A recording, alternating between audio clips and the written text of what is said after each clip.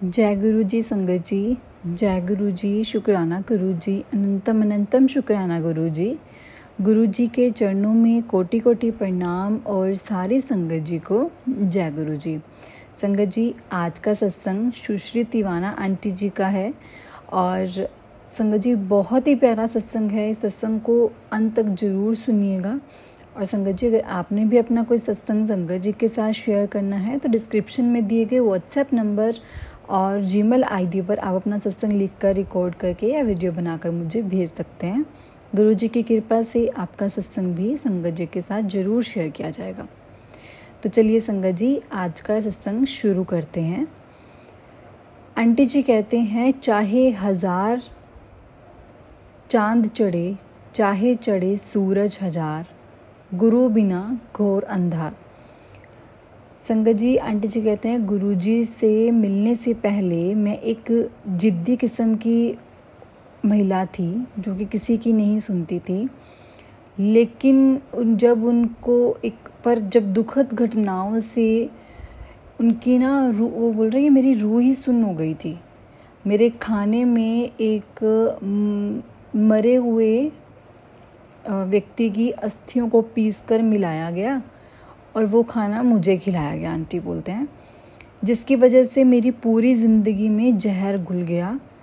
और ये काला जादू बहुत शक्तिशाली था और आंटी जी कहते हैं, मैं मरती मरती बची हूँ। ये 1987 की बात है और आंटी जी कहते हैं, तब मैं बिस्तर पर पड़ी हुई थी। ना मैं बैठ पाती थी, आंटी जी कहते हैं, ना मैं चल पाती थी, ना मैं कुछ पचा पाती थी, ना कुछ खा पाती थी। सभी संत, तांत्रिक, फ़कीर, पंडित सबसे मदद ली, सबके पास गए। उन्होंने मुझसे कहा कि मेरी अब मृत्यु निश्चित थी और वो उसे टालने के लिए कुछ नहीं कर सकते थे, क्योंकि कोई अगर मुझे बचाने की कोशिश करता तो संभावना थी कि वो भी नहीं बचता। तो मैं तो अभी तक इसको फिर भुगतती रही।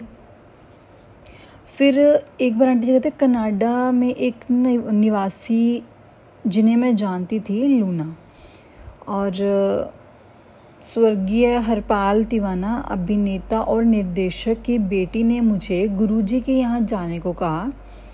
वो बोली कि अगर तुम्हें श्रद्धा है तो तुम्हारी मदद कर सकते हैं।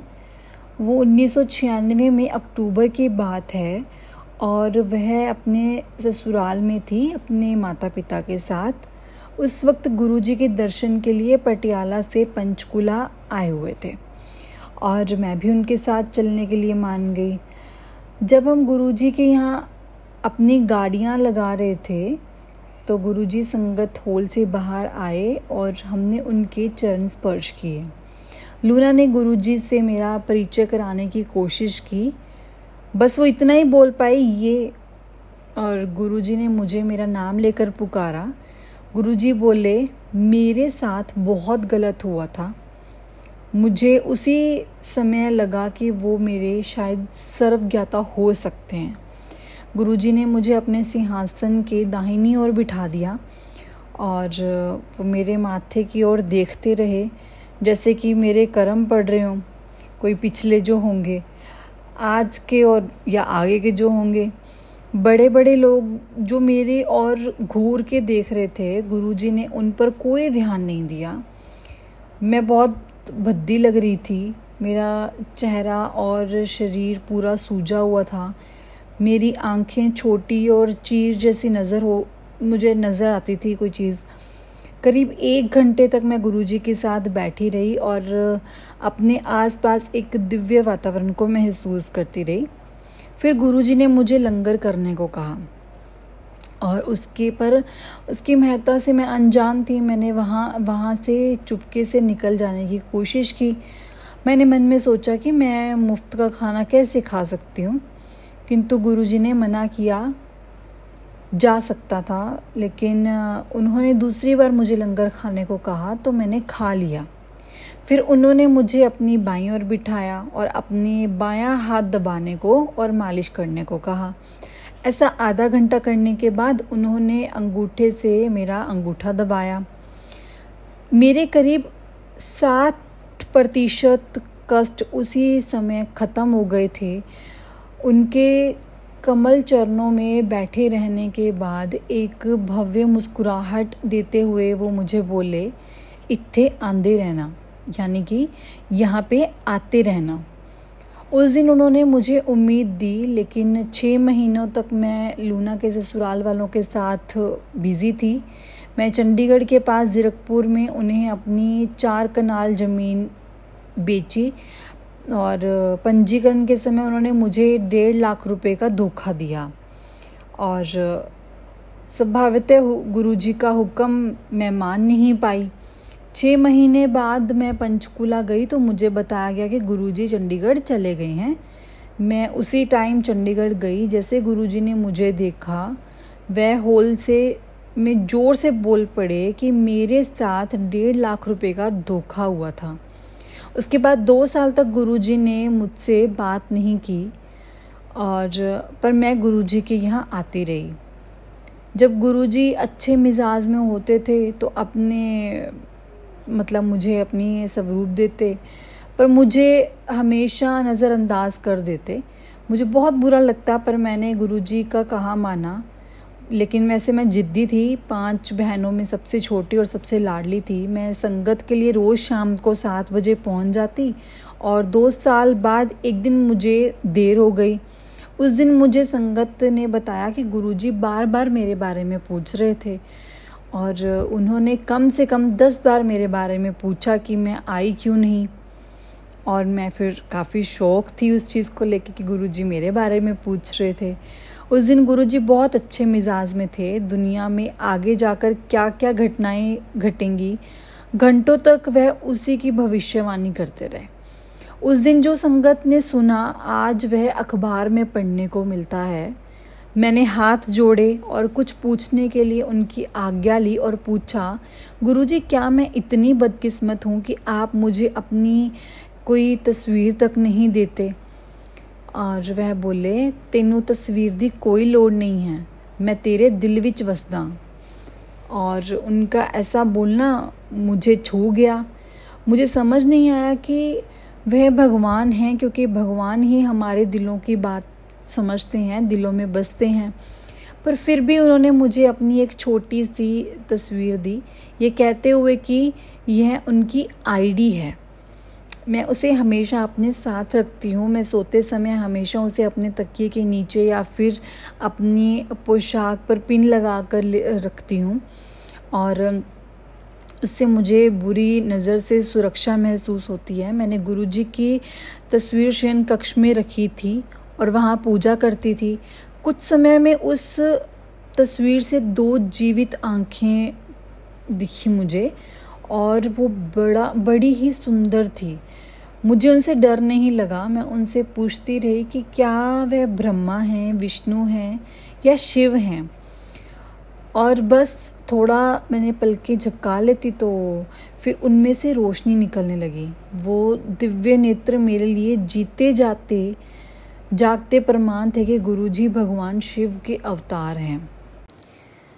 गुरुजी के यहाँ जाने से पहले आंटी जी कहते हैं कि मैं बाबा चरणदास जी के पास गई थी, जो कि राधा स्वामी जी के प्रमुख हैं। अमेरिका में एक दोस्त है फेरल ब्रेयर, और मैं उनके द्वारा बाबा जी से मिली थी। वो राधा स्वामी जी को काफ़ी मानते थे और भारत पैरासाइकोलॉजी पर एक अनुसंधान करने आया था। वह चाहता था कि मैं बाबा चरणदास से मिलूं। मैंने उस पर जोर डाला कि वो पहले हम होशियारपुर जाएंगे, जहां मैं भृगु संहिता के सामने सवाल रखूंगी। भृगु संहिता क्या है? यह एक ऋषि भृगु द्वारा लिखी गई और माना जाता है कि इस किताब में पूरे विश्व के लोगों के जन्म के लेख चित्र हैं और उस पर आधारित भविष्यवाणी की जाती है। आंटी जी कहती ये मेरा तरीका था उन्हें परखने का। संहिता जिसमें मेरा बहुत मानना था, से एक पठन निकला कि वह हम दोनों के लिए बहुत ही शुभ दिन था। संहिता से पहले मुझे बताया गया था कि मैं एक देवी थी जिसका पृथ्वी पर जन्म लेने का बस एक यही उद्देश्य था कि मोक्ष की प्राप्ति। मुझे यकीन हो गया कि वहाँ मुझे नहीं स्वीकार करेंगे, इसलिए मैं बाबा चरणदास से मिली और वह लोगों को नाम दिया करते थे। उस समय मेरी माँ भी बहुत बीमार पड़ी थी। मैंने शर्तें रखी कि मैं नाम तभी लूँगी अगर मेरी माँ ठीक हो जाएगी। वह मान गए और मुझे वहाँ दीक्षा मिली, लेकिन कुछ ही समय में मेरी माँ का देहांत हो गया और मैं फिर से निराश हो गई। मैं बचपन से ही सूक्ष्मदर्शी रही हूँ और अपने सपनों में आने वाली घटनाएं देख लेती हूँ। कभी कभी मुझे दिव्यवाणी, आकाशवाणी भी सुनाई देती है। आंटी जी कहते मैंने भगवान से पूछा कि क्या बाबा भगवान थे? दिव्यवाणी ने मुझे कहा कि वह उसी मार्ग पर थे और उस सभी मार्ग पर हैं। मुझे याद है कि मैंने ऐसा सोचा और फिर उनकी अनुयायी नहीं रही। गुरुजी से मिलने के बाद मैंने फिर से दिव्यवाणी की तरफ रुख किया। दिव्यवाणी से मैंने पूछा कि ये कौन है, और मुझे जवाब मिला ये स्वयं भगवान हैं। इस आकाशवाणी के बाद बिना किसी संदेह के गुरुजी को मैं पूजने लगी और गुरुजी मुझे चमत्कार दिखाते रहे। उनकी छोटी सी तस्वीर को देखते हुए मैं चिंतन में चली जाती। तस्वीर की आंखें झपकने लगी और माथे से रोशनी निकलती। मैंने फिर अपने भीतर ही जवाब ढूंढे और भगवान से प्रार्थना की मुझे पता चले कि वह कौन है और मेरे इस जीवन में उनका क्या उद्देश्य है। संगत जी, आंटी जी कहते हैं मैं संगत में आई और गुरुजी अपनी गद्दी पर विराजमान थे। मैंने उनके चरण कमलों की रोशनी, उनसे निकलते हुए रोशनी को देखा और फर्श पर बिछे हरे कालीन के आसपास से होते हुए मुझे छूकर वापस उनमें चली गई। मुझे ऐसा लगा जैसे मुझे अपने सवाल का जवाब मिल गया और यदि मध्य और अंत थे सबके और मेरे जुस्तजू के, हम उनसे शुरू होते हैं और उन्हीं पे हम समाप्त होते हैं। कहा जाता है कि कलयुग में अच्छी आत्माओं को पार लगाने के लिए भगवान मानव रूप में आते हैं और वो आ गए।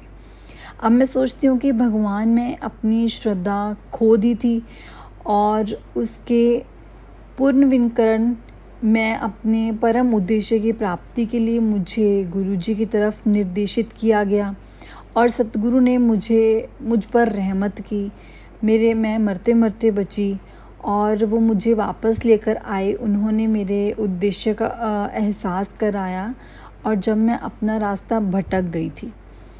हमें मोक्ष पृथ्वी पर ही मिल सकता है। स्वर्ग में हमें अपने अच्छे कर्मों की फल प्राप्ति होती है। मोक्ष गुरु के आशीर्वाद से मिलता है और गुरु ग्रंथ साहिब जैसे जप साहिब में कहते हैं, जा सो चंदा उगे सूरज चढ़े हजार, ऐते चरण हुंदे गुरु बिन घोर अंधार।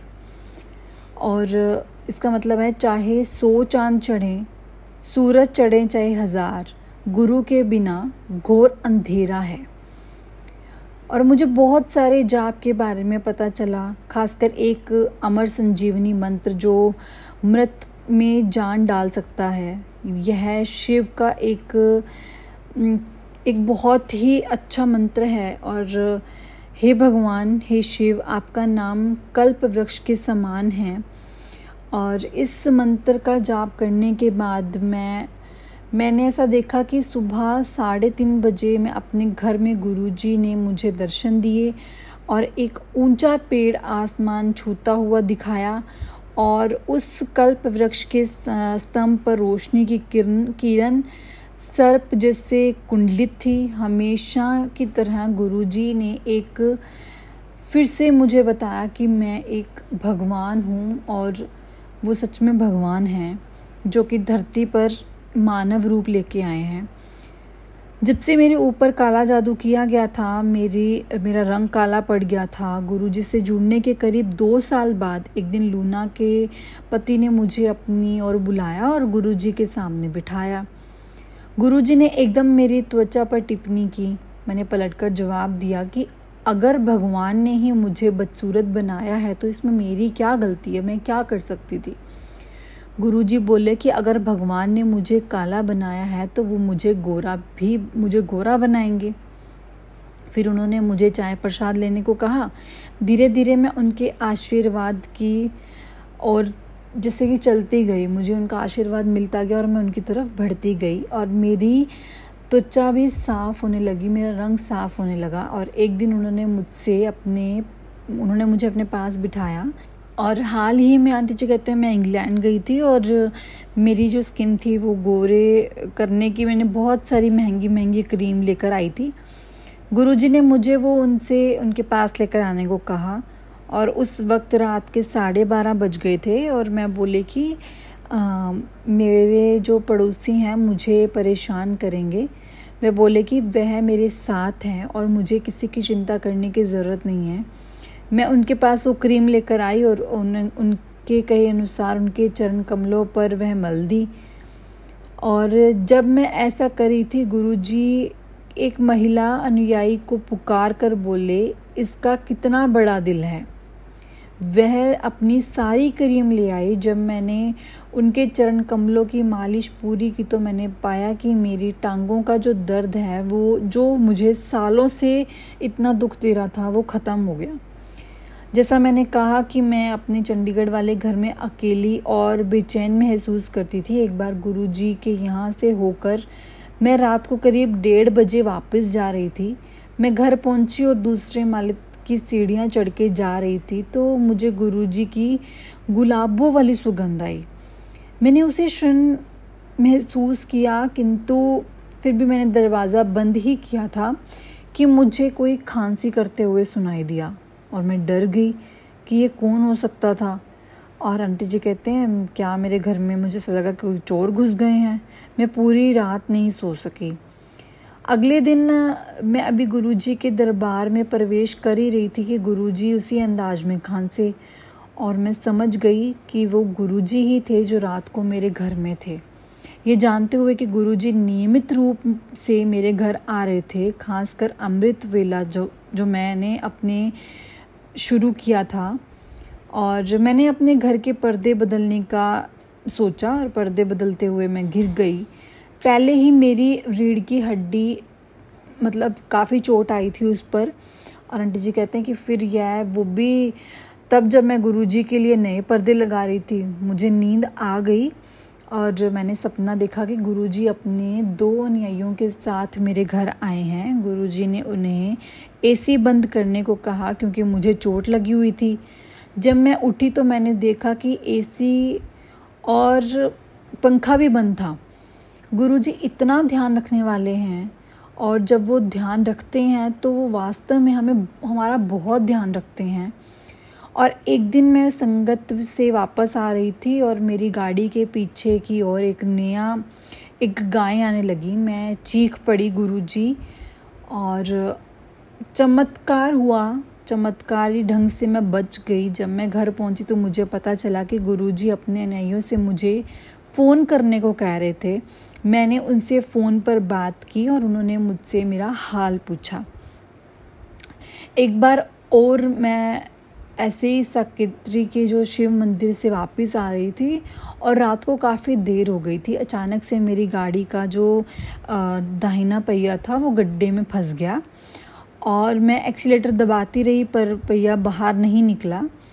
आंटी जी कहते मैं करीब आधे घंटे तक वहीं फंसी रही और जब मैंने देखा कि वो एक सार्वजनिक बस मेरी तरफ बहुत तेज़ी से आ रही थी और मैं चीख पड़ी गुरुजी।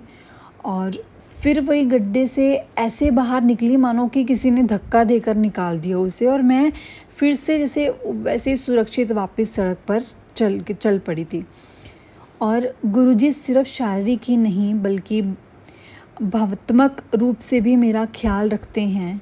मैं चंडीगढ़ के फिज़िकल एजुकेशन महाविद्यालय में पढ़ाती थी।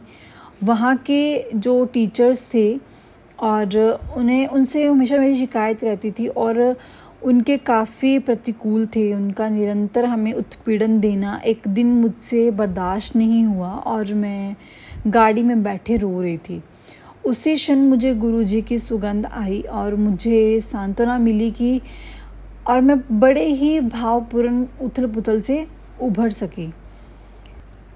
गुरुजी ने मुझे चंडीगढ़ वाला मकान बेचने को कहा। मैंने वैसा ही किया, पर मुझे अपने रहने के लिए कोई और जगह नहीं मिल रही थी। और फिर गुरुजी ने मुझे खेरा दंपति के साथ जाकर रहने को कहा, जो काफ़ी समय से गुरुजी के अनुयायी थे। श्री खेरा गुरुजी के शिक्षक रह चुके थे और गुरुजी ने उनकी त्वचा की कैंसर भी ठीक की थी। गुरुजी के आशीर्वाद से उन्हें एक बेटा भी मिला, एक बेटा ब्लेस किया गुरुजी ने उनको। खेरा दंपति ने मुझे एक कमरा रहने के लिए दिया। मैं इतनी बीमार थी कि मैं बिल्कुल भी ट्रैवल नहीं कर सकती थी और गुरुजी दिल्ली चले गए थे। गुरुजी मेरे लिए प्रसाद भेजते और मैं वही ले खाती और वह मेरे लिए दवाई थी और मेरे ऊपर किया गया काला जादू का प्रभाव भी हट रहा था। और गुरुजी जो प्रसाद भेजते मैं उसे इतनी शक्ति थी उसमें, जो खाने के बाद मुझे खून की उल्टियाँ होती थी, वो उसमें जहर दिया गया था और उल्टियों से बाहर निकलता था। पर गुरुजी से दूर रहना बहुत मुश्किल था। जब खेरा दंपति दिल्ली जाते और मैं गुरुजी के सामने बैठकर बहुत रोती, उनके स्वरूप के आगे बैठकर। एक दिन मैं इतना रोई और मैंने बहुत कुछ बोला। जब कलियां मांगी, कांटों का हार मिला और अब अगली सुबह खेर दंपति वापस आए। वह एक उपहार लेकर आए थे, एक पुष्पमाला जो गुरुजी ने मेरे लिए भेजी थी। गुरुजी हमारी अंतरात्मा पर दस्तक देते रहे, वह हमारा प्रेम स्वीकारते रहे, वह हमारे अंदरूनी भावनाओं से अवगत होते रहे। जय गुरुजी, शुक्राना गुरुजी, अनंतम अनंतम शुक्राना गुरुजी। संगत जी, आंटी जी ने एक और सत्संग बताया। बाद में मैंने निश्चय किया कि मैं राज्य महाविद्यालय आवास चली जाऊंगी, क्योंकि मुझे अब अपने निजी स्थान की आवश्यकता महसूस हो रही थी। मेरे पड़ोसी नवग्रह की पूजा करवा रहे थे। मैंने भी एक पंडित से कहकर पूजा करवाने का निश्चय किया। इस पूजा में हवन भी होना था, लेकिन पूजा के आरंभ में मैंने गुरुजी की पूजा की। पंडित के जाने के बाद मैं थकावट के मारे बस गिरने वाली थी कि अचानक मुझे लाल पोशाक में एक आकृति नज़र आई। उनकी आंखें एकदम मेरे सामने थी। वह गुरुजी थे। ऐसे लग रही थी जैसे वो गुरुजी ही हैं। और इससे पहले कि मैं कुछ अनुमान लगा पाती, मुझे अंतर्यामी सतगुरु जी का फ़ोन आया और वो बोले, क्या तुम मेरी पूजा कर रही थी? मेरा अपना कोई घर नहीं था और मैं पंचकुला में रह रही थी, पर वह घर नहीं था जिसमें मैं आखिरकार रहने गई। गुरुजी ने मुझे यह घर पहले दिखाया था 1998 में। सपने में मैं अपनी एक गुलाबी दीवारों वाला कोने का घर देखा था, पर मेरी लाख कोशिशों के बाद भी वो मुझे नहीं मिला। इसके कारण में तर्क था, ऐसा घर 2001 तक बने ही नहीं थे। वास्तव में हुड्डा ने इन घरों का जो अलॉटमेंट था वो 2003 में किया था और इसमें 2 रहे नहीं। गुरुजी को इस घर का पता इसके बनने से पहले था। संगत जी, आंटी जी कहते हैं कि गुरुजी 3 लोकों के स्वामी हैं। एक बार आंटी जी कहते हैं मैंने सपना देखा जिसमें मैंने अपने आप को एक दिव्य तालाब के किनारे बैठा देखा। उसके रंग इतने मोहित कर देने वाले थे कि उसका वर्णन नहीं किया जा सकता, किंतु उनके दिव्य निवास स्थान से मैंने अपना पर्स पकड़ा हुआ था। जब मैं जागी तो मैंने बहुत एक शर्म महसूस कर रही थी। क्या मैं इतनी लालची थी? लेकिन तुरंत ही बैंक से अपना सारा पैसा निकाला और गुरुजी के सामने रख दिया, यह सोचते हुए कि मैं अपनी सारी दौलत उनके चरण कमलों में समर्पण कर दूंगी। गुरुजी ने मुझे वह वापस ले जाने को कहा, यह बोलकर कि उनको इन कागज से क्या काम। रात को फिर देर हो गई थी और मैं चिंतित हो गई, पर गुरुजी ने मुझे आश्वासन दिया और बोले कि वो मेरे साथ हैं। मैं एक अनुयायी के यहाँ चाय पीने के लिए रुकी और लेकिन गुरुजी ने मुझे उसकी अनुमति नहीं दी। मैंने देखा कि मेरी गाड़ी के आसपास कुछ लोग थे और मैं दौड़ी आई। एक रात फिर मैं अपनी गुरुजी के स्वरूप के आगे रो रही थी। अचानक उसमें से उनका हाथ बाहर निकला और उनकी दिव्य हाथ मैंने देखा। लोग छोटे चींटी समान में इधर उधर चलते हुए। वास्तव में गुरुजी ने अक्सर कहा कि संगत उन्हें कीड़े मकोड़े के समान दिखती है। अब मैं समझी कि वह बिल्कुल सच था। इससे भी ज़्यादा महत्वपूर्ण बात ये थी कि भगवान के अलावा और कौन इस ग्रह के प्राणियों को अपने हाथ पर संभाल सकता है। और निसंदेह वो गुरुजी पृथ्वी पर एक लोक महाराज हैं, तीनों लोक के महाराज हैं।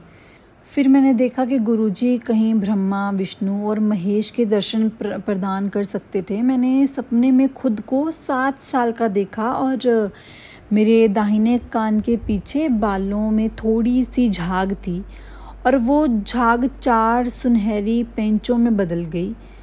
वह खुल गए और उसमें से भगवान शिव की मूर्ति 2 और के साथ निकली और एक दिव्यवाणी ने इन्हें त्रिवेद बताया और मैं समझ गई कि मेरे गुरु इन सब भगवानों में अधिपति थे और वो सबसे ऊपर थे। एक बार जब मैं गुरुजी के साथ चंडीगढ़ में थी तो रात को बहुत देर हो गई थी। उन्होंने एक अनुयायी नवराज को डांटा क्योंकि वो सो रहा था। नवराज को वाकई अपनी आंखें खुली रखने के लिए बहुत कठिनाई हो रही थी, इसलिए गुरुजी ने उसे कई बार डांटा कि उसे सोना नहीं दिया।